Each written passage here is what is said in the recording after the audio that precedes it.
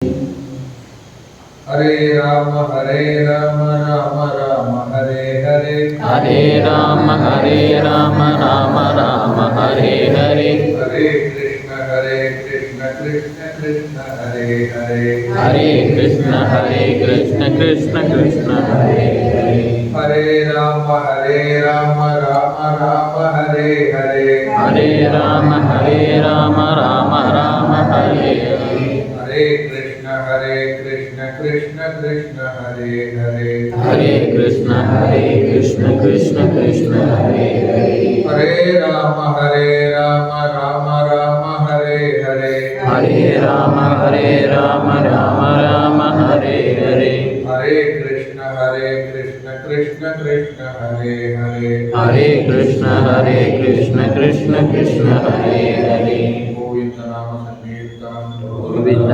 गोविंद।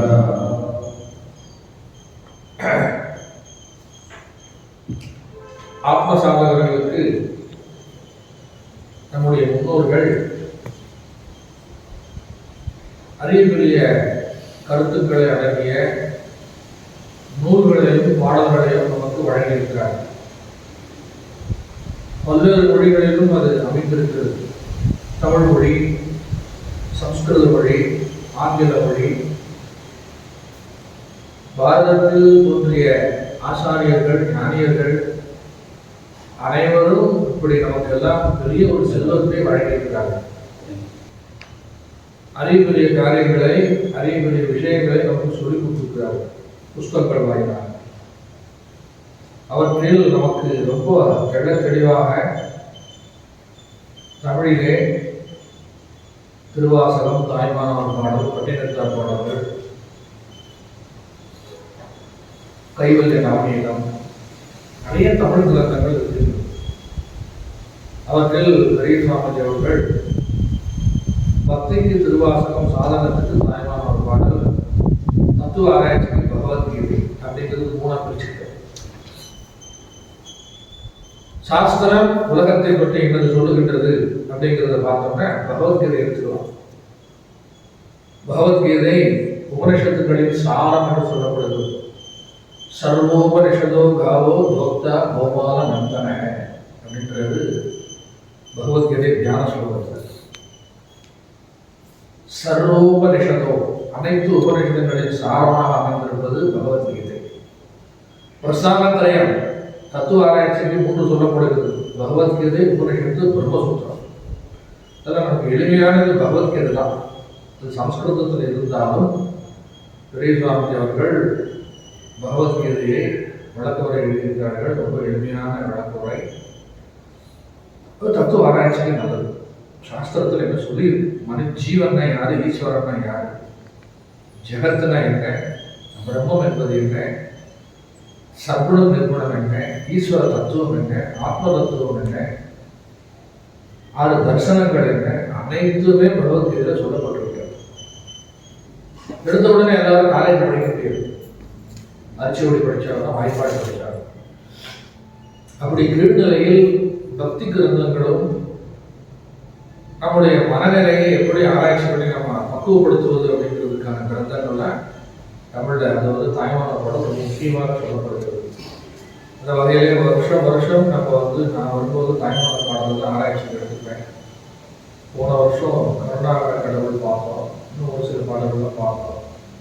இந்த வருடம் தாய்மானவர் பாடலில் சின்மயானந்த குருவை 6 பாடல்களை நான் ஏற்கனவே முடிச்சேன். மொத்தம் 11 பாடல்கள். இன்றைக்கு 7வது பாடல் ஆரம்பிக்கலாம். மிச்சம் 6 பாடல் யூடியூப்ல இருக்க என்னுடைய சேனல் இருக்க பார்க்கலாம். நீங்கள் 6 பாடல் விளக்கம் இருக்கு. இன்றைக்கு 7வது பாடலுக்கு நம்ம விளக்கம் பார்ப்போம். பாடல் 7வது பாடல் இருக்கா, படிக்கிறீங்களா? கருமருவு புகையணைய காயத்தின் நடுவுள் அப்படின்னு ஆரம்பிக்கலாம். நானே வாசிக்கிறேன், நீங்க எல்லாரும் திருப்பி வாசிங்க. கருமருவு புகையணைய காயத்தின் நடுவுள்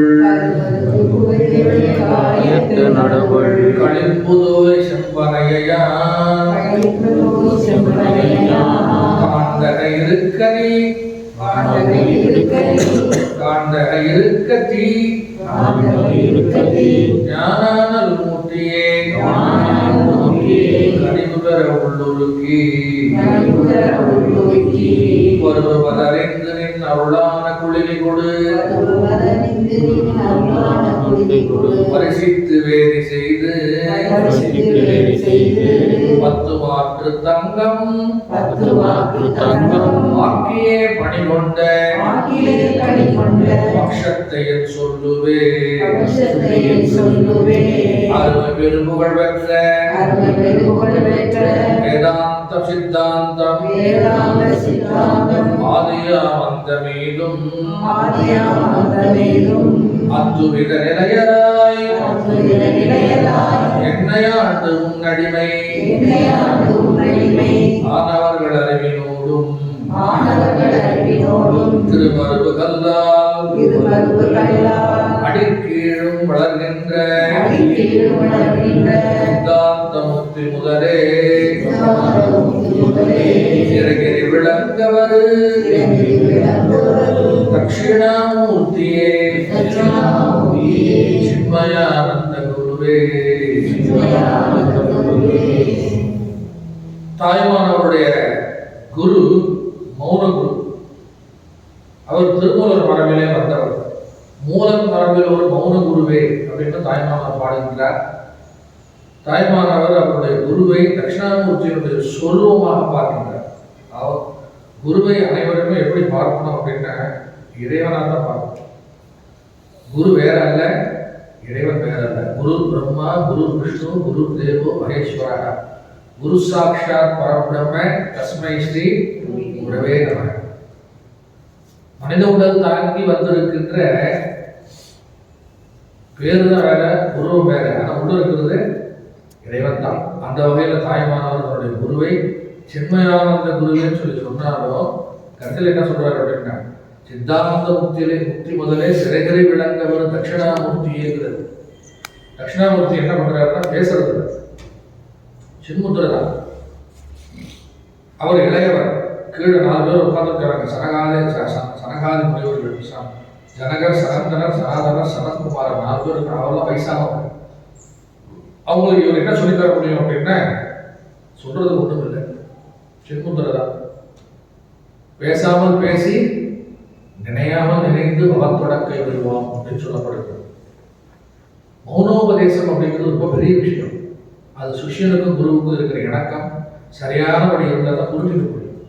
அது தாய்மானவருக்கு அவருடைய குருவுக்கு இருந்தது. ஆனால் ஒரே வார்த்தை சொன்னார். குரு யாரு? மௌன குரு. சும்மா என்று சொல்லிட்டார். அதுதான் மந்திரம். அதனால ஒவ்வொரு பாடல்லையும் ஒவ்வொரு விஷயங்களையும் தாய்மானவர் அவருடைய குருவை தாண்டி பேசியிருக்கிறார். அந்த வகையில் இந்த பாடல்ல வந்து சின்மயான முதல் பகுதியிலே என்ன சொல்றாரு, இந்த பாடலுடைய மொத்த விளக்கம் என்ன, இதனுடைய எப்படி புரிஞ்சுக்கிறது அப்படின்னு சொல்லி பார்த்தோம்னா, நாம் மனித பிரிவு எடுத்திருக்கின்றோம். நாம் எப்படி இருக்கோம், நாம் எப்படி இருக்கிறது நமக்கு தெரியுமா தெரியாதா அப்படின்றது பல பேருக்கு சந்தேகம் தான். எப்படி சாமி அப்படி புரிஞ்சுக்கிறது? நான் இப்படி இருக்கேன், நான் மனிதனாகத்தானே இருக்கேன், நான் நல்லாத்தானே இருக்கேன், எனக்கு என்ன குறை அப்படின்னு சொல்லி நீங்கள் மேலோட்டமாக சொல்லலாம். எப்படி புரிஞ்சுக்கணும் அப்படின்னா, சில பேருக்கு வந்து சக்கரை வியாதி வருது. இந்த சக்கரை வியாதி இருக்கிறதே தெரியாதுக்கிறாங்க. சைலண்டாக வந்து என்ன பண்ணிடும், உள்ள நுழைஞ்சிடும். சைலண்டாக சைலண்ட் இல்லை, அவளை கொஞ்சம் கொஞ்சமாக என்ன பண்ணிடும், குடிக்கிறோம். அதுபோல் வந்து நம்மளுடைய அறியாமை அல்லது அஞ்ஞானம் என்பது நமக்குள்ளே இருக்கு. நம்ம யாருங்கிறது நம்ம என்ன பண்ணலை, தெரிஞ்சு வச்சிருக்கல. என்னுடைய நிலை என்ன, என்னை நீ எப்படி ஆட்கொண்டாய் அப்படிங்கிறது இந்த பாடலை சொல்றாரு. கருமருவு குகையனைய காயத்தின் நடுவுள் கழிப்புதோய் செம்பனையான் காண்டக இருக்க. 3 விஷயங்களை தாய்மானவர் குறிப்பிடுகிறார். கருமருவு குகை அப்படிங்கிறார். கருமருவு அப்படிங்கிறது ஒன்று, குகையனைய அப்படிங்கிறது இன்னொன்று காயத்தின் நடுவுள். 3 விஷயம் சொல்றாரு.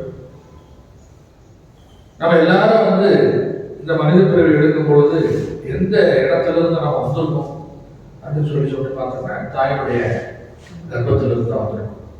அது சொல்றாரு கருமருவு. கருவில் இருக்கின்ற குழந்தை போல முதல் விஷயம்.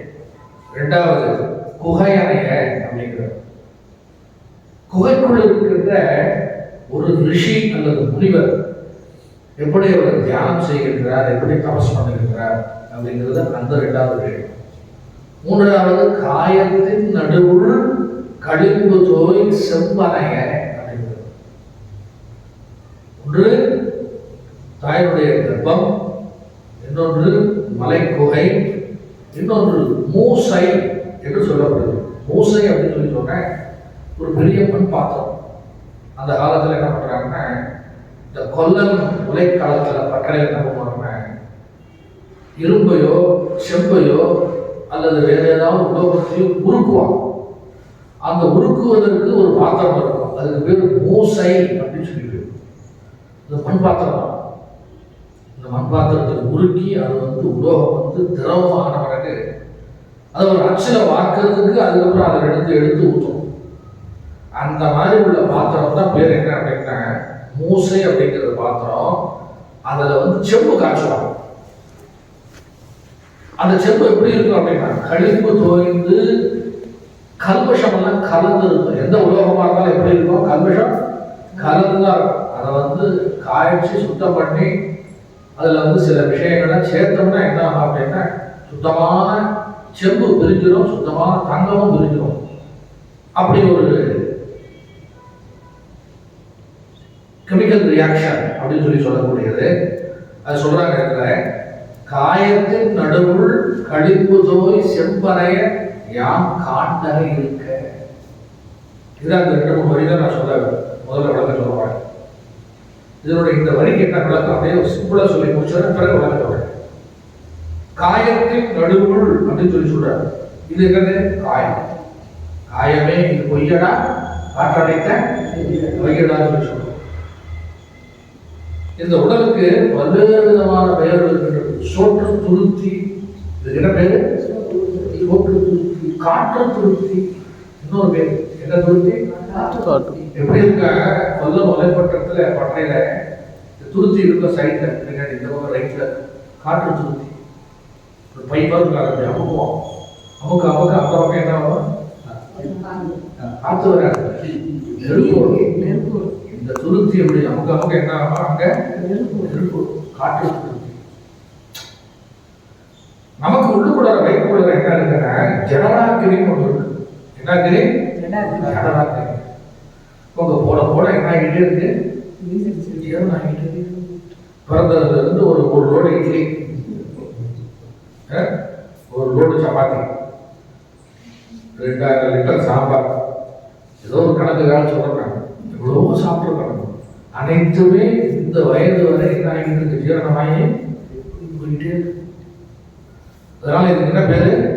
சோற்று துருத்தி. போட இந்த காற்று மண்டலம் இந்த ஜடராக்கினை ஜீரணம் பண்ணி வெளியே தள்ளிக்கிட்டே இருக்குமா, போயிட்டு காற்று துருத்தி. அப்புறம் என்ன ஆகுது? இந்த பக்கம் என்ன இருக்கு? நெஞ்சில் என்ன இருக்கு? நுரையீரல். சுவாசம் பண்ணிக்கிட்டே இருக்கும். இந்த காற்று உடல் முழுவதும் பரவி பிராண, அபான, உதான, வியான, சமான அப்படிங்கிறது 5 விதமான காற்றுகள் உடல்ல ஊடுருவி எல்லாமே என்ன ஆகுது? ஜீரணம் பண்ணி நமக்கு உயிர் வாழ்வதற்கு முக்கியமா பிராணம் அவசியமா இருக்கு. காற்று ஒரு பக்கம், அக்னி ஒரு பக்கம் இந்த உடலை என்ன பண்ணிக்கிறது? இயக்கி கொண்டிருக்கின்றது. அதனால இன்னொரு பேர் என்ன? காற்று துருத்தி, இன்னொரு பேர் சோற்று துருத்தி. தாய்மானவர் இன்னொரு கொஞ்சம் ரொம்ப மோசமா சொல்றாரு, மலப்பாண்டம் அப்படிங்கிறது. என்ன பாண்டம்? பார்க்கறதுக்கு தான் நம்ம என்ன பண்றோம்? அழகா புது ட்ரெஸ், பவுடர்லாம் மேக்கப்லாம் போட்டு சந்தனம், குங்குமம் எல்லாம் வச்சு மேக்கப் பண்ணி வச்சு உள்ள ஓப்பன் பண்ண சைக்கிள். நவத்வாரே புலைய தேங்கி நைவ குருவான காரையம். நவத்வாரங்கள் இந்த உடல் இருக்கு. 9 ஓட்டைகள் உள்ள நகரம் எது? இந்த உடல். இன்னொரு பெரியவர் சொல்றாரு, 9 ஓட்டை உள்ள நகரம் கிடையாது, நரகம் அப்படிங்கிறது. எத்தனை ஓட்டை இருக்கு? 9 ஓட்டை இருக்கு. 2, 4, 6, 7 மலஜல விசர்ஜனம் பண்றது 2. 7 2 உபனிஷத்து என்ன சொல்லுது? இன்னும் 2 சேர்த்து சொல்லுது. 11 துவாரங்களை சொல்லுது. ஏன் 2 வைப்பாங்க? தொப்புள். இங்க ஒரு ஓட்டம் இருக்கா, பிரம்மரந்தரம் சொல்லி சாப்பிடும்போது இந்த இடத்துல காற்று என்ன பண்ணா இந்த வழியா போயிடும் சில பேர். அது ஒரு துவாரம். இந்த மாதிரி தொட்டு பாருங்க, ரொம்ப சாஃப்டா கண்ணுக்கு தெரிவது 9, இன்னொரு சேர்த்தா 11. அப்ப இது என்னது? இந்த உடலுக்கு பேர் என்ன அப்படின்னா காயத்தின் நடுவுள் என்னது? காயம். மலத்துருத்தி, மலப்பாண்டம், சோற்று துருத்தி, காற்று துருத்தி, மலப்பாண்டம், நிறைய சொல்லிக்கிட்டே வரலாம். தேகம், சரீரம். தேகம் அப்படின்னு சொல்லி சொன்னேன், ஓயாது தகனமாகி கொண்டே இருக்கக்கூடியது இந்த உடல். அதனால இதுக்கு பேர் என்ன? தகனம். சரீரம் அப்படின்னு பேர் இருக்கு. சரீரம் அப்படின்னா சீரியமான பாவ சரீரம் அப்படின்னா இந்த உடல் ஓயாம தெய்வம் அப்படின்னே இருக்கான். ஒரு நாளை போல இன்னொரு நாளைக்கு இருக்குது. நேற்றுக்கு வரைக்கும் குளிக்கிறதுக்கு போயிட்டு வந்தேன். இன்னைக்கு காலையில் எப்படி இருக்கு? ஜலதோஷம் குடிச்சுக்கிட்டு. இன்றைக்கு இருப்பாரு நாளைக்கு இருப்பாரு என்று என்னவோ இடமில்லையே. சரீரம் நாளுக்கு நாள் என்ன இருக்கு? க்ஷீணதசை அடைஞ்சுக்கிட்டே இருக்கு. அஸ்தி ஜாயதே வர்த்ததே விபரிணமதே அபக்ஷீயதே விகசியதி. எதுக்கு சரீரத்துக்கு சொல்றாங்க? அஸ்தி குழந்தை பிறந்தாச்சு, ஜாயதே வளர்ந்துக்கிட்டே வரும். அஸ்தி ஜாயதே வர்த்ததே இன்னும் நல்ல இளைஞன் ஆயிட்டான். விபரீதமாகவே மாற்றம் உருமாற்றம் அடைந்து விட்டது. என்னப்பா நல்லா இருக்கு, பல்லெல்லாம் காணல, கண்ணாடி போட்டு தலையில முடியல எங்க போச்சு? காத்துல வந்து போயிடுச்சு. வழிக அஸ்தி ஜாயதே வர்த்ததே விபரீதமாகவே உருமாற்றம் அடைந்து விட்டது. அப்புறம் என்ன அப்படின்னா அபக்ஷீயதே தேய்மானம் அடையுது, அடையாளமே தெரியல. அப்புறம் என்ன? வினஷ்யதி க்ளோஸ். இந்த பிறவி சாப்டர் க்ளோஸ். இதுதான் இந்த வாழ்க்கை, மனித வாழ்க்கை. சொல்ற தாய்மானவர் காயத்தின் நடுவுள் என்ன பண்றாங்க? ஜீவன் இருக்கிறவன். இந்த காயத்துக்குள்ளர, இந்த உடம்புக்குள்ளர நடுவுல எந்த இடத்துல இருக்கா ஜீவன்? தலையில, ஹிருதயத்தில் இருக்கிறான், நெத்தில இருக்கிறான். யோகா சாஸ்திரங்களா நெத்தில இருக்கிறதா சொல்றது. நிறைய மாற்றி மாற்றி சொல்லுவாங்க. அப்ப இதனுடைய பொருள் என்ன அப்படின்னா கருவில் உள்ள சிசு போலவும், முதல்ல என்ன சொன்னேன்? கருமருவு அப்படின்னு சொன்னேன். கருவில் உள்ள சிசு போலவும், அப்புறம் என்ன அப்படின்னா காயத்தின் உள்ளே இருக்கின்ற ஜீவன் போலவும். இந்த காயத்துக்குள்ள என்ன இருக்கு? உடம்புக்குள்ள ஜீவன் இருக்கு. நீங்கெல்லாம் யாரு? ஜீவாத்மா. எல்லாருக்கும் ஒரு பேர் இருக்கு, எல்லாருக்கும் ஒரு உருவம் இருக்கு. நீங்கெல்லாம் யாரும் ஜீவாத்மா. ரெண்டுமே வந்து என்ன அப்படின்னா வித்தியாசத்தை எதுக்கு தாய்மார்கள் எடுத்து ஒப்பிடுறாருன்னு சொல்லி பார்க்கிறேன். ஒரு சிசு தாயினுடைய கர்ப்பத்தில் இருக்கின்ற காலம் எவ்வளவுன்னா 10 மாதங்கள். இந்த 10 மாதமும் அந்த சிசு அதுக்குள்ள இருந்து என்ன பண்ணியாகணும்? கட்டப்பட்டாங்க. காற்று கிடையாது, உணவு கிடையாது, வெளிச்சம் கிடையாது. மலத்தோடும் நீரோடும் கலந்து அழுக்குள்ள என்ன பண்ணணும்? இருக்கணும் இல்லையா? இதெல்லாம் என்ன பண்ணோம்னா நமக்கு டாக்டர் கிட்ட தான் கேட்கணும். அதனால இவ்வளோ சொல்ல முடியும். அதனால என்ன சொல்றோம்னா கருவில் உள்ள சிசு போலவும் இந்த உடலில் உள்ள ஜீவன் போலவும் எப்படி இருக்கிறா அப்படின்னா கழிப்பு தோய்ந்த செம்பனைய பானை. செம்பனைய சுத்தமா இருக்கா தானே? இல்லை. கர்ப்பப்பைக்குள்ள சிசு அழுக்கிறதுக்கு இந்த காயத்தில் உள்ள என்னுடைய மனதை எப்படி இருக்குன்னா அழுக்காத. எப்படி இருக்கு? அழுக்காத. சரி, எதுக்கு தாயமான ஒரு செம்பை உதாரணத்துக்கு சொல்லணும் தெரியுமா? செம்பு பாத்திரம் தினந்தோறும் தொலைக்கினாலும் விளக்கினாலும் ஒரு நாள் விட்டுட்டீங்கன்னா என்ன கழிப்பு பொருத்தமான உதாரணம் சொல்லியிருக்காரு. அது போலத்தான் நம்முடைய மனது எப்படி இருக்கு அப்படின்னா ஒரு நிமிஷம் விட்டீங்கன்னா கீழ்நிலைக்கு போயிருக்கு. எங்க போயிருது? கீழ்நிலைக்கு போயிருக்கு. சொல்ற இடத்துல காயத்தில் உள்ள ஜீவன் போலவும் கருவில் இருக்கின்ற சிசு போலவும் கழிப்பு தோய்ந்த என்னுடைய மனது செம்பு போல, செம்பு பாத்திரம் போல நான் காண்பதற்கு அமர்ந்திருக்கின்றேன். சரிங்களா? நம்முடைய நிலை என்ன? கழிப்பு தோய்ந்த செம்பு பாத்திரம் போல இருக்கும். வருஷம் வந்து குற்றாலத்துல அந்த வந்து இன்னும் நல்ல விஷயம் கேட்கணும். அப்புறம் வேற எங்கன்னா கேம்ப் நடந்தா அங்கேயே போறோம். ஆனா மனசு அதே மாதிரிதான் இருக்கு. போன வருஷம் நான் வந்தேன் சாமி, இந்த வருஷமும் வந்தேன், கொஞ்சம் முன்னேற்றம் அடைஞ்சிருக்கேன். எவ்வளவு அப்படின்னா 3 கிலோ ஏறி. எத்தனை கிலோ? 3 கிலோ ஏறி. நான் அதை கேட்கல, மனசு எப்படி இருக்கு? இதுதான் முன்னேற்றம் அடைஞ்சிருக்கா? தியானம் பண்றீங்களா? ஜெபம் பண்றீங்களா? புஸ்தகங்களை படிக்கிறீங்களா? சாஸ்திர விசாரம் நடக்குதா? பண்பாடு எப்படி இருக்கு அப்படின்னு சொல்லி ஆராய்ச்சி பார்த்தோம்னா அது அவங்களுக்கு தான் யாரும் வந்து மற்றவங்க என்ன பண்ண முடியாது, ஒன்றும் சொல்ல முடியாது. ஆனால் தாய்மாரவர் தன்னை சொல்லிக் கொள்கிறார். பெரியவர்கள்லாம் வந்து ஆச்சாரியர்கள் ஞானியர்கள்லாம் எப்படி பண்றாங்க, மற்றவர்களை சொல்றதுக்கு பதிலாக தன்னையே என்ன செய்கிறார்கள், நொந்து கொள்கிறார்கள். என்ன பண்றாங்க? தன்னையே நோவினோ பிறரையோ நோவினோ தற்காலம் அதை நோவினோ, இல்லையா? அப்போ இந்த இடத்துல என்ன, குகையிலிருந்து சிசு வந்து கர்ப்பப்பையிலிருந்து வரது எத்தனை வருஷம் ஆகும், எத்தனை மாசம் ஆகும்? 10 மாதங்கள். இந்த உதாரணத்தை சொல்லி இப்ப உலகத்துக்கு வரேன். குகை, மூசை, இன்னொன்று என்ன சொல்லியிருக்காங்க, இந்த காயம். அப்போ ஜடநிலையில் உள்ளது குகை. குகை இருக்கு, மலை கடித குகை இருக்கு, புதிய மலை போறோம், ஒரு குகை இருக்கு, உள்ள போறோம். குகை என்ன எப்படி இருக்கு? ஜடநிலையில் ஜடம். ஆனா அது என்னது அப்படின்னா, தபசுக்கு ஏற்ற இடம். ஒரு சாதகன் என்ன பண்ணா, குகைக்குள்ள போறான். குகைக்குள்ள போய் என்ன பண்றாங்க? என்ன பண்றாங்க? தியானம் பண்றான். நல்ல விட நீங்க வேற ஏதோ சொல்லுவீங்க நினைச்ச மாதிரி. சில பேர் குகைக்குள்ள போனா என்ன வரும், நல்லா சாப்பிட்டு காலையில பொங்கலை இதை சாப்பிட்டா நம்ம காலையில ஃபர்ஸ்ட் ஸ்லீப்பிங் டேப்லெட் என்ன கொடுத்துருக்காங்க நம்ம ஆசிரமத்துல, பொங்கலுக்கு என்ன பேரு, ஸ்லீப்பிங் டேப்லெட் டோஸ்.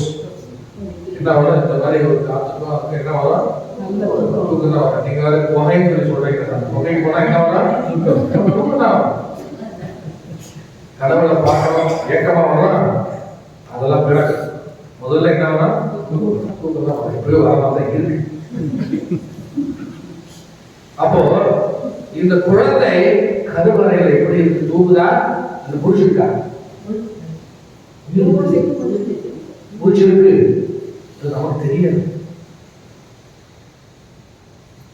கல்லுக்குள் இருக்கும் தேரைக்கும் இறைவன் உயிர் கொடுத்திருக்கிறானே, அப்ப தாய மாதாவுடைய கர்ப்பத்தில் இருக்கிற குழந்தைக்கு உயிர் இருக்காத? சில சமயங்களில் சில தாய்மார்கள்லாம் சொல்றாங்க, உதைக்கிறான் அப்படிங்கிறாங்க, ஏதோ சம்திங் இஸ் கோயிங் ஆன், ஏதோ நடக்குது, ஆனா உயிர் இருக்கு, வெளியில வர. சோ அந்த 10 மாதங்கள் கர்ப்பத்தில் இருக்கின்ற சிசு தன்னை பக்குவப்படுத்திக் கொள்கிறது. எதற்கு தான்? இந்த உலகத்திலே கால் பதிக்க, இந்த உலகத்தில் பிறவி எடுப்பதற்கு, இந்த உலகத்தை பார்ப்பதற்கு, உலகத்தை அனுபவிப்பதற்கு இந்த குழந்தை தன்னை என்ன பண்ணுகிறது, வளர்த்து கொண்டே வருகிறது. கொஞ்சம் கொஞ்சமா என்ன ஆகுது, வளர்த்து கொண்டே வருகிறது. அது குறிப்பிட்ட நேரம் வரும்போது கண்டிப்பா என்ன ஆயிரும், இந்த உலகத்துக்கு வந்தாங்க, வெளியே கிடையாது. உள்ள இருந்தா தாய்க்கு ஆபத்து, குழந்தைக்கு ஆபத்து.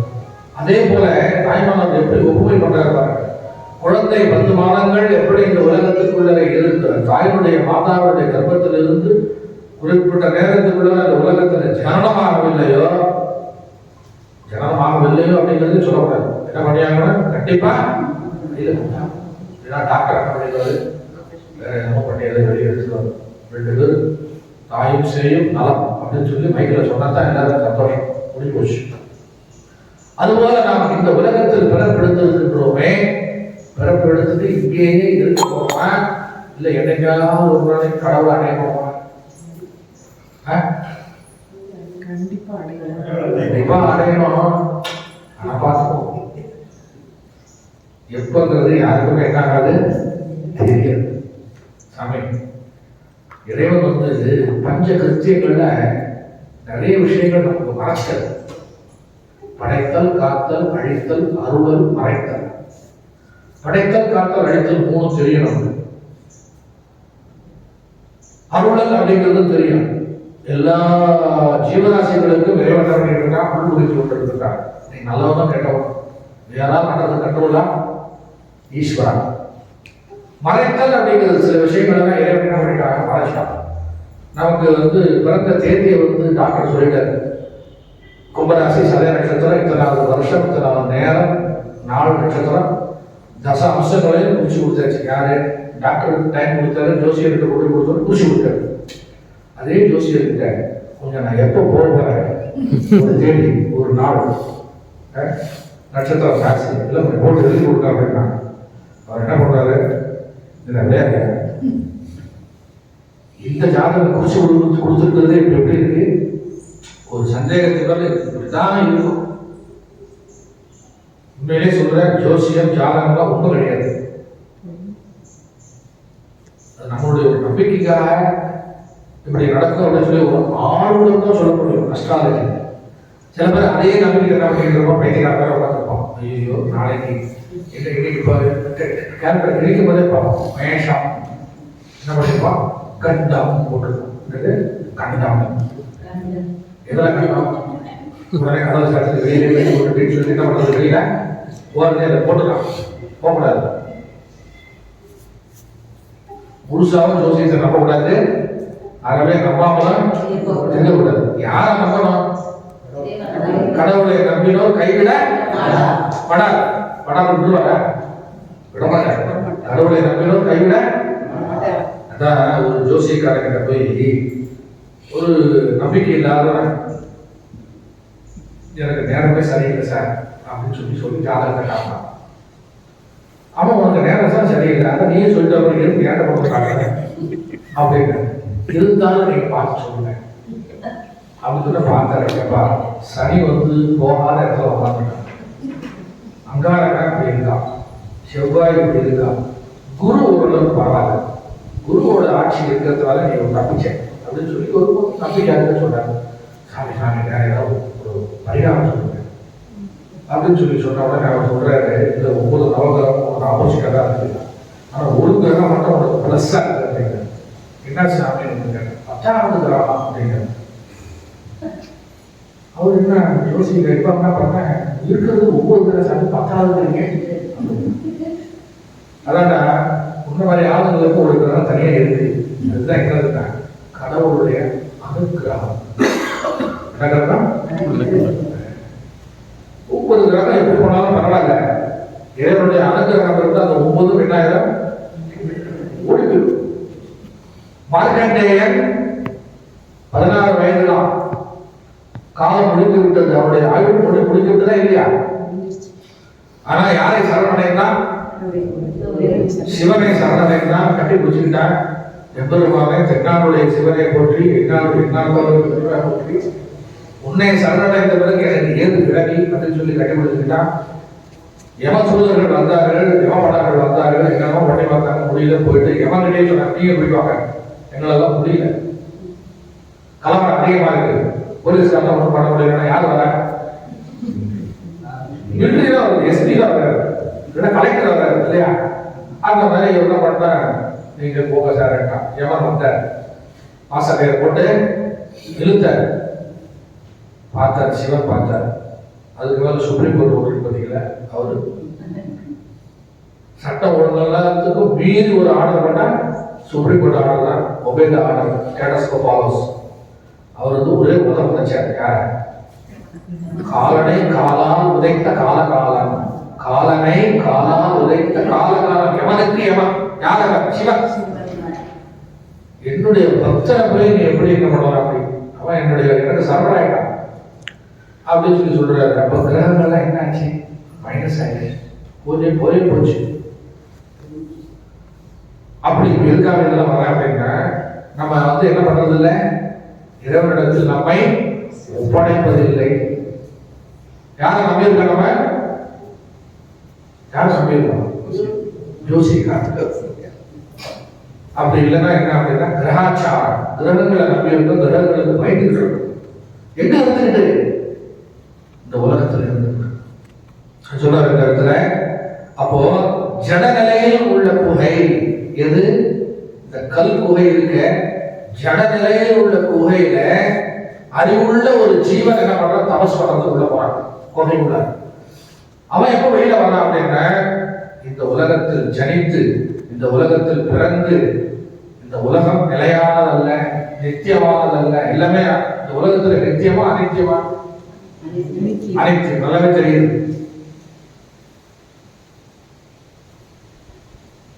உறவினர் அனித்தியம், பணம் அனித்தியம், வீடு அனித்தியம், காடு மாடு காடு எல்லாமே அனித்தியம். நகை நட்டு பணம் எல்லாமே அனித்தியம்.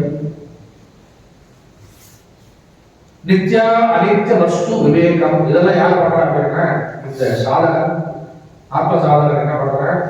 தாய்மார் தன்னை சொல்லிட்டு நான் என்ன பண்றேன்? கருவரு குகையடைய குகைக்குள்ள போய் நான் என்ன பண்றேன்? தியானம் பண்றேன். எதற்காக அப்படின்னா இந்த பிறவி எனக்கு இனிமே வேண்டாம். அதே போல கருவுள்ள இருக்கின்ற அந்த சிசு என்ன பண்ணுதான்?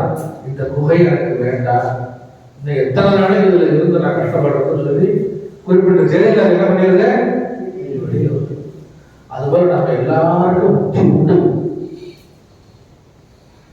பிறக்கிற தேதி தெரியும், இறக்கிற தேதி தெரியாது. அவதாரம் பண்ண தேதி தெரியும், முக்தி அடைகிற தேதி தெரியாது. நிறைய விஷயங்களை நமக்கு என்ன பண்ணிருக்காரு? கடவுள் மறைச்சு வச்சிருக்காரு. சப்போஸ் நாளைக்கு என்ன தேதி? ஜூலை 1, ஆகஸ்ட் 1, பரவாயில்ல, ஆகஸ்ட் 1ஆம் தேதி ஒரு அறிவிப்பு வருது. எல்லாருக்கும் மெயில் ஐடியில ஒரு மெயில் வருது. எங்களுக்கு நரகலோகத்துல யமதர்மராஜாங்க அவளுக்கு மெயில் ஐடியில என்ன வருது? வாட்ஸ்அப்ல வருதுன்னு வச்சுக்கோம். யமலோகம் வாட்ஸ்அப் போட்டு வருது. என்ன வருது அப்படின்னா உங்களுக்கு எல்லாருக்கும் தேடி கொடுத்தாச்சு. என்ன தேதி? எக்ஸ்பயர் தேதி. எக்ஸ்பயரி தேதி இல்லையா? ஒரு ஊர்ல படம் வாங்குறீங்க, அந்த படத்தை என்ன பண்றான்? இன்னைக்கு ப்ரொடக்ஷன் தேதி. உடனே நம்ம என்ன பார்க்கிறோம்? எதா வாங்கினாலும் இப்ப என்ன தேதி போடலாமா? நமக்கு மட்டும் என்ன கிடையாது? இருக்கு தேதி, இருக்கு தேதி. நாளை காலையில வாசல் எல்லாருக்கும் ஸ்டிக்கர் கொடுப்பாரு, எக்ஸ்பைரி தேதி கொடுப்பாரு. நீங்க எல்லாரும் என்ன பண்ணீங்கன்னா கையில அப்படி கட்டிக்கலாம், ஒட்டிக்கலாம். இந்த எக்ஸ்பைரி தேதி பார்க்க உங்களுக்கு எப்படி இருக்கும்? எக்ஸ்பைரி தேதியை பார்க்குறீங்கன்னா ஐயோ நாளை என்ன ஆயிட்டு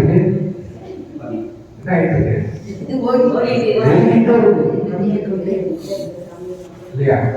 இப்போ நீங்க 5 நாளா 6 நாளா புக் பண்ணிருக்கீங்க. 4 தடவை என்ன பண்ணிட்டு இருக்கீங்க?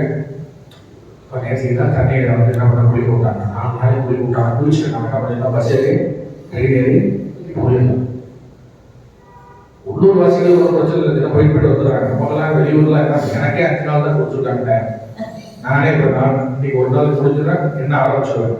அடுத்து இன்னொரு நாள் டக்கு உடனே பையில பேக்கிங் ஆயிடும், நம்ம முடிஞ்சிடும். அந்த மாதிரி இப்போ நீங்களுமே 1 வாரம் 10 நாள் ஏதோ டைம் புக் பண்ணிருப்பீங்க, கொடுத்து பாருங்க. போயாரமா இல்லை எங்கே இருக்கு போறீங்களா? அதெல்லாம் சாமி விட மாட்டாங்க, கீழே இருந்து அனுப்பிச்சு விடுவாங்க.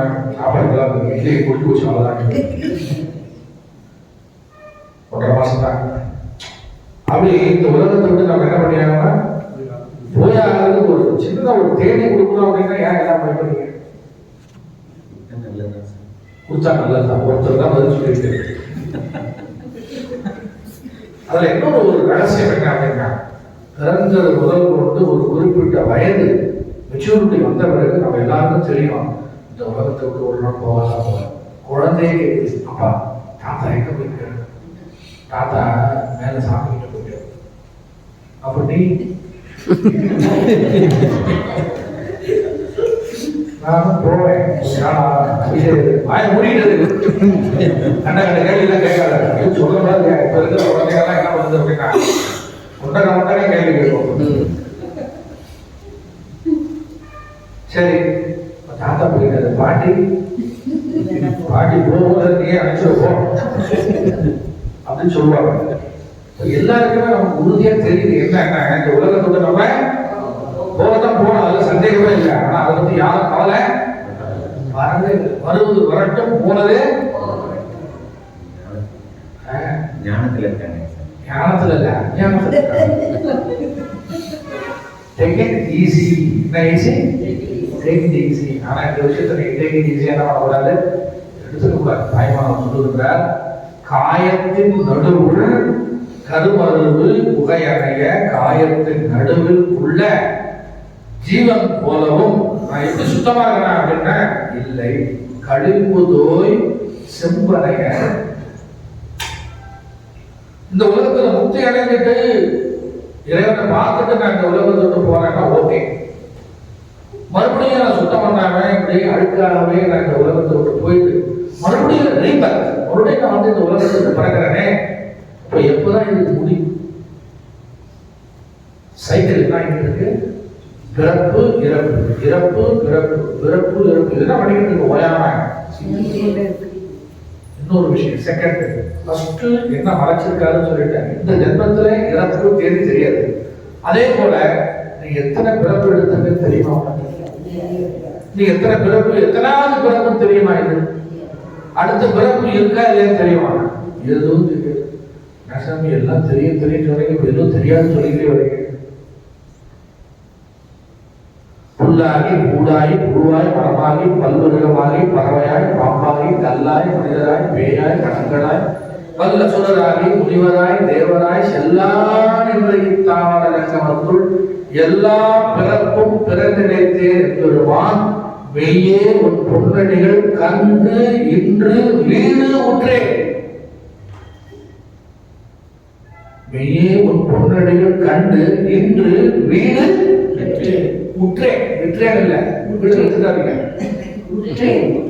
வீடு என்ன தெரியுமா? முக்தி. உற்றேன் அப்படின்னு சொல்லி சொன்னா முக்தி அடைந்தேன். யார் சொல்றாரு?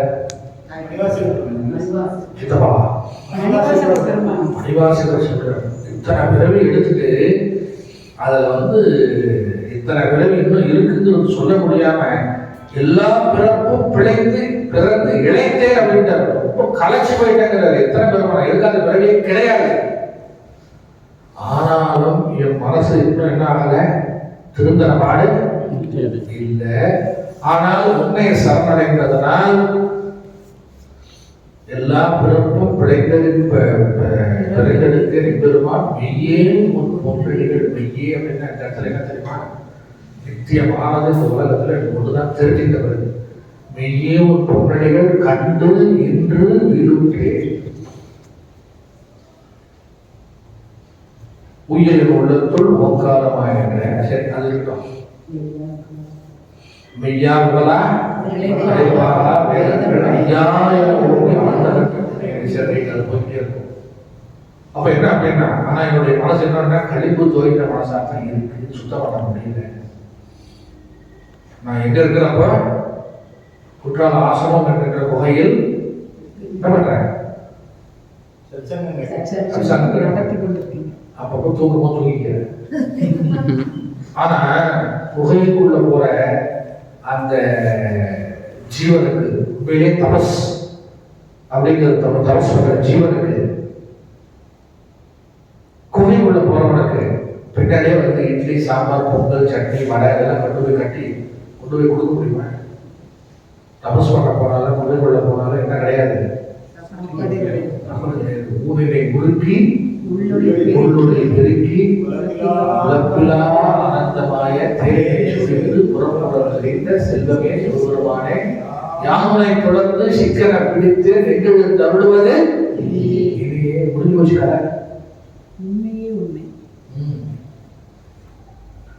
கர்ப்பப்பையில் இருக்கிற சிசுவுக்கு இட்லி தெரியுமா, சட்னி தெரியுமா, சாப்பாடு தெரியுமா? மாதாவுடைய ரத்தத்தை எடுத்து அதுல இருக்கிற சத்தை தான் அது என்ன பண்ணிக்கிட்டு இருக்கு, கொஞ்சோண்டு புதைக்குள்ள போறவனுக்கு என்ன சாப்பாடு ஒன்றும் கிடையாது. ஏன் நீ என்ன பண்ணணும், ஊனில என்ன பண்ணணும், உருக்கணும். இங்க என்ன நடக்குது குற்றாலத்துல? ஊனிலை உருக்குறமோ இல்லையோ. ஆனா நான் கிரிட்டிசைஸ் பண்ணல, சொல்றேன். எதுக்காக சொல்றேன் அப்படின்னா, உண்டி சுருக்கினோர் உயிர் பொறுக்கினோர் சொல்றோம். நம்ம நடமாடுறதுக்காக கொஞ்சம் சாப்பிட்டாங்க, அதுக்காக இந்த சாப்பாடு போடுறது, அது வேற விஷயம். ஆனாலும் நமக்கு என்ன பண்ணணும் அப்படின்னா கட்டுப்பாடு அவசியம்.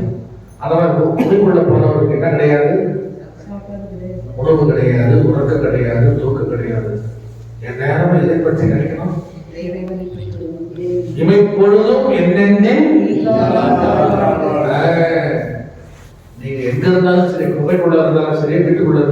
பஸ்ஸில் போனாலும் சரி, ட்ரெயினில் போனாலும் சரி, காட்டுக்குள்ள இருந்தாலும் சரி, ஒரே வாரத்தில் முடிச்சார். இமைப்பொழுதும் என் நெஞ்சில் நீங்காதான் தாழ்வாழ்க. க்ஷண நேரம் கூட நீ கடவுளை என்ன பண்ணக்கூடாது, அது மறந்தா வேற விதமான ஞாபகம் என்ன ஆயிரும், வந்து விடும். அப்ப குழந்தைக்கு, சிசுவுக்கு கர்ப்பப்பையை விட்டு வெளியில வர்றது, உள்ள போறது அதெல்லாம் கிடையாது. குகைக்குள்ள போறவனுக்கு, ஞானிக்கு, சாதகனுக்கு போறது வர்றது, மறுபடியும் போறது வர்றதுன்னா அது தபசா, சாதனமா அது கிடையாது. அதுபோல இந்த உலகத்துக்கு ஜீவன் வந்து வந்து போவது என்ன அப்படின்னா வேஸ்ட், அது சாதனம் அல்ல. இப்பிறவி தப்பினால் எப்பிறவி வாய்க்குமோ ஏது வருமோ அருகிலே கட்சியே கம்பனை அருகு அருகு பாண்டடாய் பிறத்தல் அறிந்து அதிலும் கூண்டு செவிடு வீடு நீங்கி பிறத்தல் அறிந்து நிறைய சொல்லியாச்சு பெரியவங்களாம். மனித பிறவிதான் வந்து என்னது இருக்கிறதுல எந்த கேள்வி. அது மட்டும் இல்ல, மனித பிறவியில தான் முக்தி சாத்தியம். ஒரு குரங்கு முக்தி அடைஞ்சிருந்தாங்க, ஒரு யானை முக்தி அடைஞ்சிருந்தாங்க. என்னைக்காவது வரலாற்றில் படிச்சு பார்த்துருக்கீங்களா? கிடையாது. கஜேந்திர மோட்சம் அது வேற, யானைக்கு இறைவன் முக்தி கொடுத்தார் அது வேற. புராண வரலாறுல வேற மாதிரி இருக்கும். இந்த உலகத்துல மனித பிறவை எடுத்தவன் தான் இறைவனை நெருங்கி என்ன பண்ண முடியும், அவனாகவே மாறி அமைய முடியும் அப்படிங்கிறது சாஸ்திரமே சொல்லிவிட்டு. துர்லபம் திரயமே வைத்தது, மனுஷத்துவம், மோட்சத்துவம், மகாபுருஷ சம்சயத்துவம் அப்படின்னு சொல்லி மூணு விஷயம் சொல்லுது. துர்லபம் திரயமே வைத்தது, மூணு விஷயங்கள் ரொம்ப துர்லபமானது. என்ன அப்படின்னா மனுஷத்துவம், மனுஷனா பிறக்கிறது ரொம்ப துர்லபம். அவனுக்குமே மனுஷனா பிறந்தவனுக்கு என்ன வரணும் புத்தியில, மோட்சத்துவம் வரணும், சத்சங்கத்துக்கு போகணும் அப்படின்றது ஒரு புத்தி வரணும். அப்புறம் என்ன பண்ணணும்னா மகாபுருஷ சம்சயத்துவம், ஞானியர்கள், ஆச்சாரியர்கள், ரிஷிகள், முனிவர்கள் யாராவது கிடைப்பாங்களா அப்படின்னு தேடி அழைச்சி குரு கிடைச்சாரு அப்படின்னா அவருடைய வாழ்க்கையை பூர்ணமாச்சு. மனுஷத்துவம், மோட்சத்துவம், மகாபுருஷ சம்சயத்துவம்.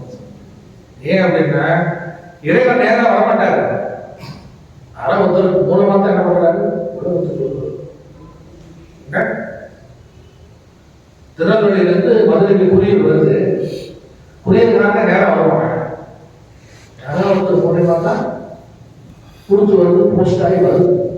இது வந்தோடனே லெட்டரை பார்க்கணும், வேற யாரும் அனுப்பிச்சிருக்காங்க, நமக்கு சம்பந்தப்பட்டவர் தான் அனுப்பிச்சிருக்காங்க, பார்த்தோம் ஏற்றுக்கிறோமா இல்லையா? இல்லை இல்லை, அந்த சம்பந்தப்பட்ட ஆள் தான் வந்து கொடுக்கணும்னு சொல்லி ரிட்டர்ன் பண்றவங்க பண்றது இல்லையே. அதுபோல என்ன சொல்றாரு இந்த இடத்துல, ஜடங்களே உள்ள குகை பிறவியை போக்குவதற்கு தபஸ்வி குகைக்குள்ள நுழையிறாரு. வெளிவருதல் இரண்டும் நடக்கிற மாதிரி இருக்கு, ஆனா உள்ளுக்குள்ளவே இருக்காரு.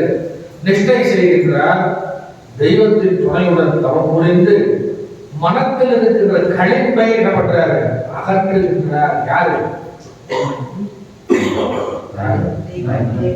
யாரு சாதனை பண்றாங்களோ தாய்மானவர் தன்னை சொல்லுகிறார். அப்போ மூணு விஷயங்கள் அதை முடிக்கிறேன். ஒரு பாயிண்ட் தான் இந்த கிளாஸ், மத்தியானத்துக்கு தான் அந்த பாடம் முடிப்பேன். கருப்பை, மலைக்குகை, மூசை, தாமரம் இருக்கு. தாமரத்துல வந்து கனிமம் கிடைக்குது, தாமரம் எப்படி இருக்கு, கட்டியே கிடைக்குது. இந்த தாமரத்தை சுத்தம் பண்ணோம்னா என்ன பண்ணோம்னா மூசை அப்படிங்கிற பாத்திரத்துக்குள்ள போட்டு நல்ல தீ மூட்டி அதை உருக்கி ஒரு குளிகையை சேர்த்து, அந்த குளிகையை சேர்க்கறதுனால அந்த தாமரம் தனியா பிரிஞ்ச பிறகு தாமரத்தை தனியா சுத்தமான தாமரத்தை நம்ம எடுத்து என்ன பண்றோம், பயன்பாட்டுக்கு கொண்டு வருகின்றோம். அதனால தாமர பாத்திரம், அந்த பாத்திரம் எதுக்கு இருக்கு, தாமரத்தை உருக்குவதற்கு, இது உருக்குற வரைக்கும் பாத்திரம் அவசியம். அப்ப இந்த முதல் 3 லைன் என்ன அப்படின்னா, கருமருவு புகையணைய காயத்தின் நடுவுள் களிம்புதோய் செம்பனைய யான் காண்ட இருக்க. என்னை பார்த்தா எப்படி தெரியுமா, இந்த மாதிரி இருக்கு. இதுக்கு அப்படியே மீனிங் சொல்லிடுறேன். கருவில் உள்ள சிசு அது போலவும் இந்த உடலில் உள்ள ஜீவன் போலவும் நான் என்ன பண்றேன், அடைபட்டு கிடக்கின்றேன். சிசு கருவுக்குள்ள அடைபட்டு கிடக்கு, ஜீவன் இந்த உடலுக்குள்ள அடைபட்டு கிடக்கிறான். எப்படி இருக்கு அப்படின்னா, இந்த கருப்பையில் இருக்கிற சிசுவை போலவும் இந்த மனசு போலவும் களிப்பு தோய்ந்த செம்பு போல நான் இருக்கின்றேன், காண்த இருக்கின்றேன். பார்ப்பதற்கு எப்படி இருக்கு? வெளியில பார்த்தா நல்லா இருக்கிற மாதிரி தெரியுது, உள்ளுக்குள்ள என்ன அப்படின்னா களிப்பு இருக்கு. அடுத்த வரை சொல்றாரு, தீ ஞான அனல் மூட்டியே கனிவு பெற உள்ளுருக்கி அருளான குளிகை கொடு பருவமது அடைந்து நீ அருளான குளிகை கொடு ஸ்வரிசித்து வேதி செய்து 10 மாற்று தக்க வாக்கியே. அடுத்த ஸ்டான்ஸா,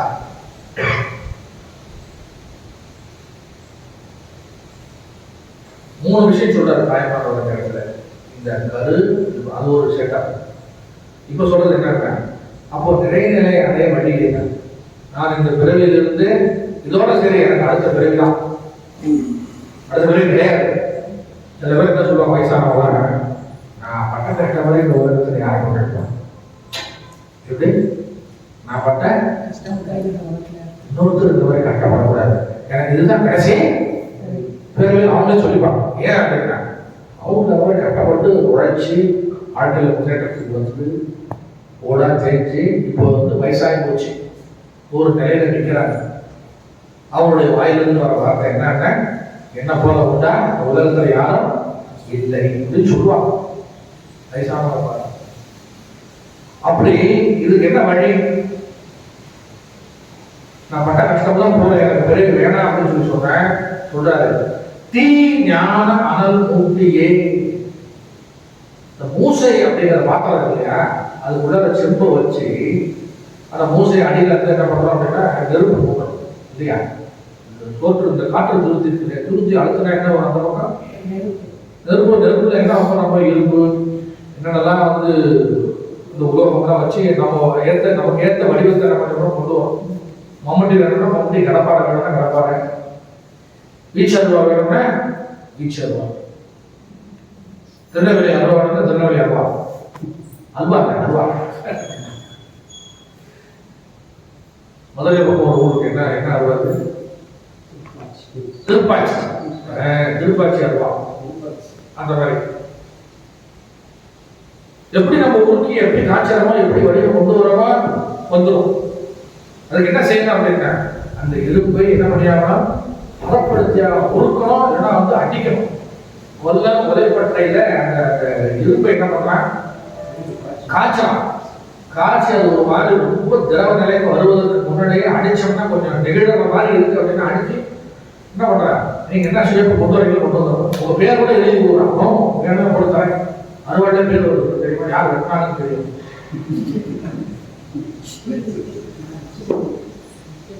ஒரே குத்து உள்ள என்ன பதிஞ்சிடும், யாரு குத்துச்சாமி, முடிஞ்சு போச்சு.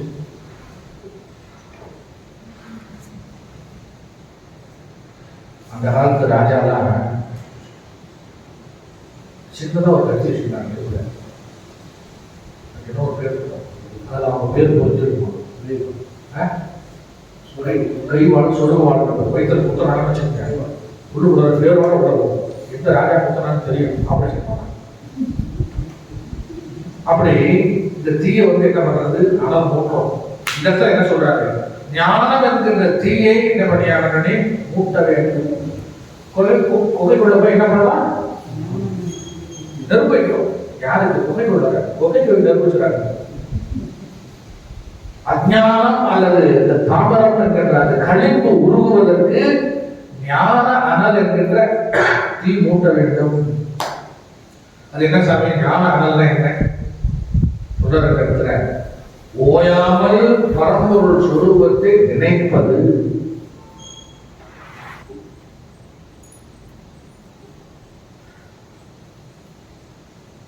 தாய்மானவர்கள் பாடல், நினைவே சுகந்தம் அன்பே மஞ்சனே பூசை உள்ளவாராய் பராமரி. அன்பே மஞ்சனே தினமே கோயில், நினைவே சுகந்தம் அன்பே மஞ்சனே பூசை உள்ளவாராய் பராமரமே. இது நெஞ்சகம் தான் என்ன சொல்றாரு, மஞ்சனமே கோயில், நினைவே சுகந்தம் அன்பே மஞ்சனே பூசை உள்ளவாராய் பராமரமே. மதுரையில பூசலார் நாயனாக ஒருத்தர் இருக்காரு, உங்களுக்கு தெரியுமா? அவர் ஒரு சிவன் கோயில் கட்டாரு. எங்க கட்டாரு? மனசுலே கட்டாரு. அதே பாண்டிய மன்னன் அதே ஊர்ல அவங்க ஒரு சிவன் கோயில் கட்டலாம். 2 பேரும் கும்பாபிஷேகத்துக்கு என்ன பண்ணாங்க, தேதியை குறிச்சாங்க. சிவன் பார்த்தார், அரசனுடைய கனவுல போய் நாளைக்கு உனக்கு நான் வர முடியாது, நான் வேற இடத்துல அப்பாயின்மெண்ட் ஆகிருக்கிறேன், நாங்கள் போகிறேன். பூசலான்னு சொல்லி ஒருத்தர் மதுரையிலே கோயில் கட்டிருக்கிறேன், அந்த கோயிலுக்கு நான் என்ன பண்ணுறேன், கும்பாபிஷேகத்துக்கு அப்பாயின்மெண்ட் கொடுத்துட்டு அங்கே போகிறப்ப வேற தேதிக்கு நீ என்ன பண்ணுற மாற்றி வச்சுக்க அப்படின்ட்டு கனவுல வந்து வீழ்த்தி இருந்து ராஜா என்னடா பூசாருன்னு சொல்லி எல்லாரையும் கூப்பிட்டாங்க. மந்திரி பிரதானிகள் உற்றார்கள் ஒரு கனவு வந்தது, இந்த ஊரில் எவனா பார்த்து கூட்டிட்டு வாங்க. போய் தேடி பார்த்தாங்க, என்னவோ கனவு கண்டா கூட்டிட்டு வாங்க. போய் பார்த்தா அவன் இருக்காங்க கடைசியில் பூசலான ஒரு ஆள் இருந்த அவரை முடிச்சு கூப்பிட்டு வந்து விசாரிச்சா, என்னப்பா அப்படி சொல்றாரு, கனவுல அப்படி சிவன் வந்தாரு. ஆமாங்க, நாளை தான் கும்பாபிஷேகம். என்னுடைய மனதுக்குள்ளார நான் என்ன பண்ணியிருக்கேன், கோவில் கட்டியிருக்கேன். இதெல்லாம் நடந்தது உண்மையா பொய்யா? உண்மை. திருமூலர் பாடுறார், உள்ளம் பெருங்கோயில், 3 பேர் ஆலயம், வள்ளல் பிரானாருக்கு வாய் கோபுரவாசல், தெள்ள தெளிந்தாருக்கு ஜீவன் சிவலிங்கம், கள்ள புலனென்றும் காளா தாய்மாமாவை பாடுறாரு. நெஞ்சகமய கோயில் நினைவை சுகந்தம் அப்படின்னு சொல்லி பாடுறாரு. கோவில் வேற எங்கேயும் இல்லை, எங்க இருக்கு? இறைவன் வேற எங்கேயும் இருக்க தேவையில்லை. எங்க இருக்கலாம்? உள்ளுக்குள்ள இருக்கலாம். லோப்பல உள்ளது, ఇక్కడ உள்ளது ஜோப்பு, ஜோப்புக்கு பின்னாடி லோப்பு, லோப்புக்குள்ளார உள்ளது. இறைவன் என்ன பண்றாரு? இருக்கிறார். உண்மையிலேயே சாஸ்திரங்கள்லாம் என்ன சொல்லுதுன்னா, இறைவன் ரொம்ப சந்தோஷமா இருக்கக்கூடிய இடம் எது இதுக்கு விரும்புறாரு தெரியுமா? மனசு. உன்னுடைய மனசை நீ சுத்தம் பண்ணி, உன்னுடைய மனதில் வந்து அவர் இதய தாவரையில் சுத்தம் பண்ணி அவரை வந்து கூப்பிட்டுட்டா அப்படின்னா அவர் என்ன பண்ண வந்து உட்கார்ந்துருக்காரு இல்லையா? காதலன் காதல என்ன செய்யறான்? என் மனசை ஓட்ட கொடுத்துட்டாங்களா, அவன் மனசை இவட்ட கொடுத்துட்டாங்களா? கடைசியில் 6 மாதம் கழிச்சு உதாரணத்துக்கு வருது, என்ன ஆயிடுது? ஆயிடுது. அந்த காலம் கிடையாது. ஒன்ஸ் கொடுத்தாச்சு அப்படின்னா புரிஞ்சுது. தந்தது உன் தன்னை, கொண்டது என் தன்னை, சங்கரா யாருக்கோ சதுரர் கேட்கிறார். இதுல யாரு சாமர்த்தியசாலி அப்படின்னு கேட்கிறார். சதுரர் தான் சாமர்த்தியசாலி. நான் தான் சாமர்த்தியசாலி. யார் ஐயா? நீ பெரிய பொருள், தந்தது உன் தன்னை, பெரிய தக்க கட்டினி, அதை ஏற்ற கொடுத்துட்ட ஒத்துக்கள் ஐக்கில்லாத வர என்னுடைய மனசுல இருக்கிற அன்புக்காக நீ என்ன பண்ணிட்ட? ஏங்கி என்னை நீ எடுத்துக்கொண்டாய். தந்தது உன் தன்னை, கொண்டது என் தன்னை, சங்கரா யாகோ சதுரன், அந்த ஒன்றெல்லாம் ஆனந்தம் பெற்றேன். நான் எனக்கு அதனால என்ன கிடைச்சது அப்படின்னா லிமிட்லெஸ் ஆனந்தம், அன்லிமிட்டெட் ஜியோ சர்வீஸ். எத்தனை ஜிபி? 255 இல்லையா? கொடுக்குறானே இல்லையா? 690 ரூபாய் ரீசார்ஜ் பண்ணீங்கன்னா 1.5 ஜிபி முடிஞ்ச வரைக்கும் மறுபடியும் நெட் என்ன ஆகுது? சுத்தல வளைய மாதிரி.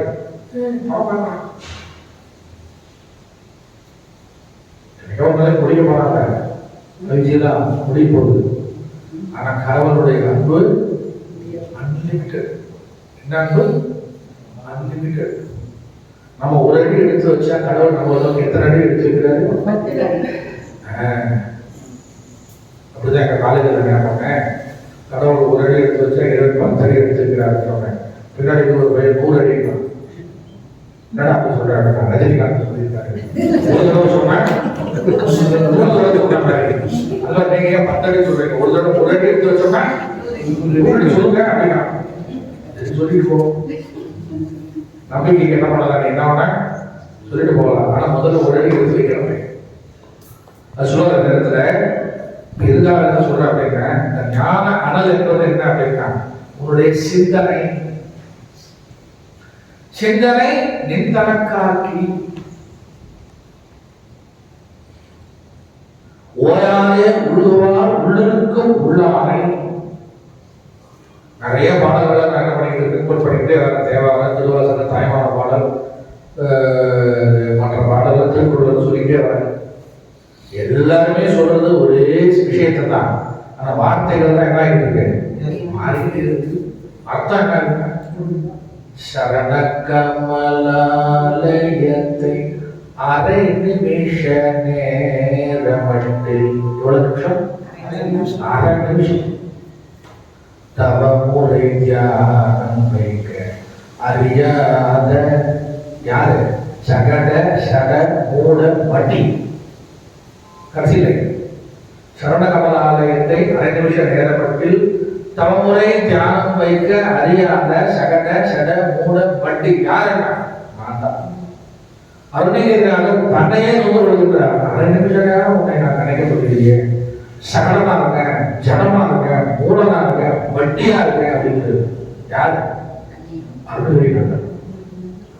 அப்ப இந்த இடத்துல என்ன அப்படின்னா ஞான அனல் தீ மூட்டி அப்படிங்கிறார்.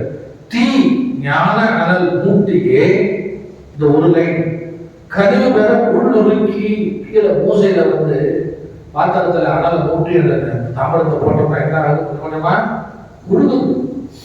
அந்த மாதிரி நாம என்ன பண்ணியாகணும் அப்படின்னா கனிவு பெற உள்ளுருக்கி அதோட நிற்பாங்க. மற்றதெல்லாம் மத்தியானம் பார்க்கலாம். இப்ப நம்ம பார்த்துருக்கிற விஷயம் என்ன அப்படின்னா இந்த கழிவு நோய்ந்த மனது ராமகிருஷ்ண பரமஹம்சர் சொல்றாரு, மனசு ஒரு வேளை ஒரு நாள் விட்டா அப்படின்னா இந்த செம்பு பாத்திரத்துல கழிவு மனசுல என்ன ஏறுது? பகவத்கீதையில அர்ஜுனன் கிருஷ்ணரிடத்துல கேட்கிறான், கிருஷ்ணா இந்த மனதை கட்டுப்படுத்து ரொம்ப கஷ்டமா இருக்கு, ஏதாவது ஒரு வழி சொல்லு அப்படின்னு சொல்லி கேட்கிறான். கிருஷ்ணர் ஒத்துக்கிறார், ஆமாம் மனது கட்டுப்பாடு இல்லாததுதான், கடினமானதுதான், ஆனா முடியும். எப்படின்னா அபியாசேனது கௌந்தேய வைராக்கியனச கிரகியதே அப்படிங்கிறார் ஸ்லோகத்துல. அபியாசம் பண்ணினால் வைராக்கியத்தினாலும் விடாமுயற்சினாலும் மனசை என்ன பண்ணலாம்? கட்டுப்பாடு. அதிக பெரிய விஷயங்களை எல்லாம் இந்த உலகத்தில் பெரியவர்கள் எதனால் சாதித்திருக்கிறார்கள்னா இதே மனது. மனசு விட்டா கீழே போவோம், கட்டுப்பாடு பண்ணா மேலையும் வரும். நாம தான் என்ன பண்ணணும்? அறிவின் துணை கொண்டு இதை அடக்கி ஆள வேண்டும். அதனால்தான் பகவத்கீதை அந்த உபதேச காட்சி இருக்கு இல்லையா, 5 கையில் வச்சிருக்காரு. யாரு? கிருஷ்ண கையில கடிவாளம். அந்த 5 இடத்துல இருக்க 5 புலன்கள், அந்த 5 கடிவாளமும் எங்க போய் ஜாயின் ஆகுது? குதிரை. 5 புலன்கள். இந்த தேர் சக்கரத்தில் இருக்கிற கிருஷ்ணர் யாருங்க? பரமாத்மா. கஷ்டப்படுறது பின்னாடி யாரு? ஜீவன். இந்த தேர் என்பது என்ன அப்படின்னா இந்த நாம் பயணம் செய்கின்ற இந்த உலகம். போர்க்களம் என்பது என்ன அப்படின்னா நீ வாழ்கின்ற வாழ்க்கை. கிருஷ்ணனும் அர்ஜுனும் போர்க்களத்துக்கு வந்த கோலமே என்னது அப்படின்னா ஜீவனுடைய போராட்டம் தான். என்ன சொல்றான் அர்ஜுனன்? கிருஷ்ணா நான் யாரை கொள்வது? எனக்கு எல்லாம் தெரிஞ்சவங்க இருக்காங்க. யார் இருக்கா அப்படின்னா பாட்டனார், மாமன், சகோதரர், நண்பர்கள், சொந்தக்காரர்கள், ரத்த பந்தங்கள், ஆச்சாரியர்கள், நிறைய பேர் நான் யாரை கொள்வது அப்படின்னு கேட்கிறாங்க. அதுதான் இப்போ நம்ம அடுத்த மத்தியானம் பார்க்க போறோம். ஓம் பூர்ணமத பூர்ணமிதம் பூர்ணாத் பூர்ணமுதச்யதே பூர்ணஸ்ய பூர்ணமாதாய பூர்ணமேவாவசிஷ்யதே. ஓம் சாந்தி சாந்தி சாந்தி.